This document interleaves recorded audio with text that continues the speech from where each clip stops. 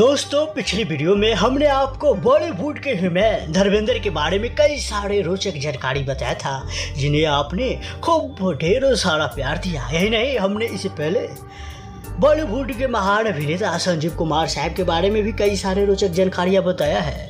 उस वीडियो को भी आपने खूब गौर से सुना।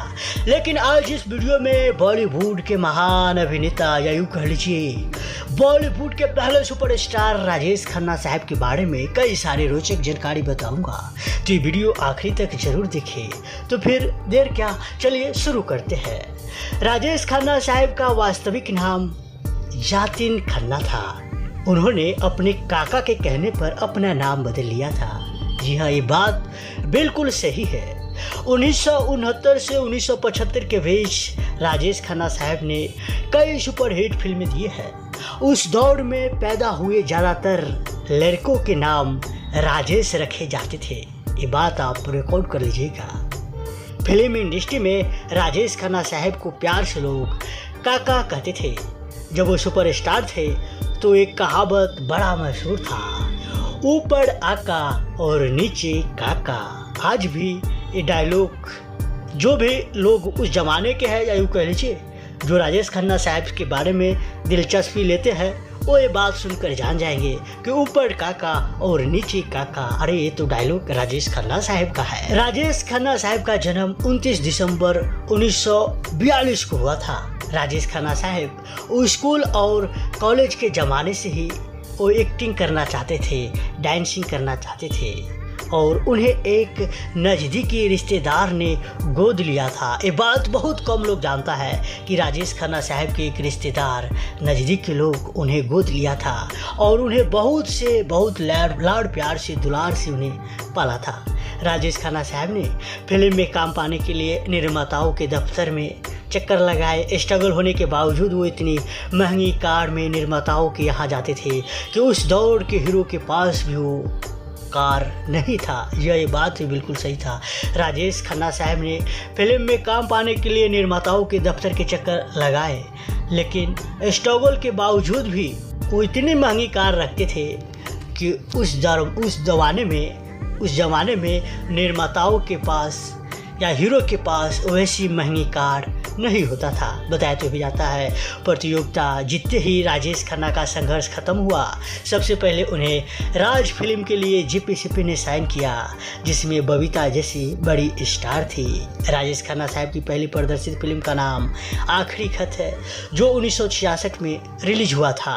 हालांकि 1969 में राजेश खन्ना साहब का रिलीज हुआ फिल्म आराधना और 2 रास्ते की सफलता के बाद राजेश खन्ना साहब सीधे शिखर पर जा बैठे और उन्हें सुपरस्टार घोषित कर दिया गया और लोग के बीच उन्हें अपार लोकप्रियता हासिल हुआ। सुपरस्टार के सिंहासन पर राजेश खन्ना भले ही कम समय के लिए विराजमान रहे, लेकिन ये माना जाता है कि वैसी लोकप्रियता वैसी फैन फॉलोइंग किसी को हासिल नहीं हुआ जो राजेश खन्ना साहब को हासिल हुआ। जी हाँ, भले ही सलमान खान, शाहरुख खान, कोई भी अभिनेता आज के डेट में लाखों फैन फॉलोइंग, करोड़ों फैन फॉलोइंग बढ़ा ले, उनके बर्थडे के दिन उनके प्रशंसक, उनके फैंस, उनके बंगले के आगे भीड़ जुटावना कितना भी हो जाए, लेकिन राजेश खन्ना साहब फैन फॉलोइंग कभी भी नहीं उन्हें मिलेगा। ये बात सलीम खान भी माना है, सलमान खान को भी कई बार बता चुका है कि राजेश खन्ना साहब ऐसा फैन फॉलोइंग तुम्हें कभी नहीं मिलेगा। बताया तो भी जाता है, लड़कियों के बीच राजेश खन्ना साहब बेहद लोकप्रिय हुए। लड़कियों ने उन्हें खून से खत लिखे, उनकी फ़ोटो से शादी कर लिया। कुछ ने अपने हाथ या जांघ पर राजेश खन्ना साहब का नाम गुदवा लिया। कई लड़कियां उनका फ़ोटो तकिए के नीचे रख के शक्कर सोती थी। जी हाँ, हम लगातार या यूँ कह लीजिए हम आपको बराबर सुनाते रहते हैं अनसुनी किस्से, अनसुनी बातें। उसमें भी जिक्र करते रहते हैं कि कई सारी लड़कियां राजेश खन्ना साहब के गाड़ी को चुम चुम के लाल कर देता था। ये बात भी बिल्कुल सही है। राजेश खन्ना साहब के फ़ोटो से ही कई लड़कियां शादी कर लिया। ज़रा खुद से सोचिए, आज है कोई ऐसी लड़कियां जो उनके फ़ोटो से सलमान खान से शादी कर सकता है? नहीं। बताया तो भी जाता है, स्टूडियो या किसी निर्माता के दफ्तर के बाहर राजेश खन्ना की सफ़ेद रंग की कार रुकती थी तो लड़कियां उस कार को ही चूम लेती थी। लिपस्टिक के निशान से सफ़ेद रंग की कार लाल गुलाबी हो जाया करता था। जरा सोचिए, उनके कार को ही लड़कियाँ लाल चुम चुम के चुम्मा ले लेके अपने लिपस्टिक से लाल पीला कर देती थी। यही नहीं, निर्माता निर्देशक राजेश खन्ना साहब के घर के बाहर लाइन लगाकर खड़े रहते थे।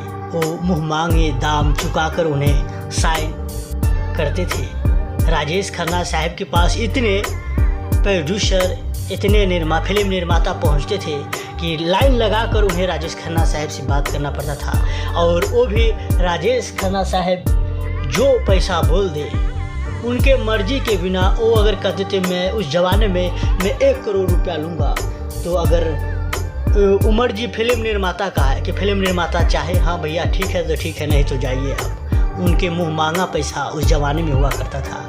बताया तो भी जाता है, पाइल्स के ऑपरेशन के लिए एक बार राजेश खन्ना को अस्पताल में भर्ती होना पड़ा।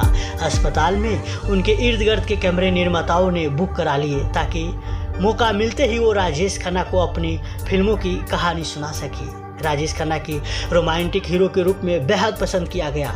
उनकी आंख झपकने और गर्दन टेढ़ी करने की अदा के लोग दीवाने हो गए। राजेश खन्ना साहब द्वारा पहने गए गुरु कुर्ते खूब प्रसिद्ध हुए और कई लोगों ने उनके जैसे कुर्ते पहने।